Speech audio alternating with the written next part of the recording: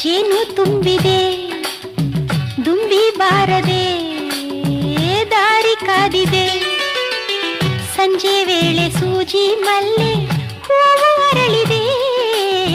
ಜೇನು ಹೀರೋ ದುಂಬಿಗಾಗಿ ದಾರಿ ಕಾದಿದೆ, ದಾರಿ ಕಾದಿದೆ. ಸಂಜೆ ವೇಳೆ ಸೂಜಿ ಮಲ್ಲೆ ಹೂವು ಅರಳಿದೆ. ಜೇನು ಹೀರೋ ದುಂಬಿಗಾಗಿ ದಾರಿ ಕಾದಿದೆ.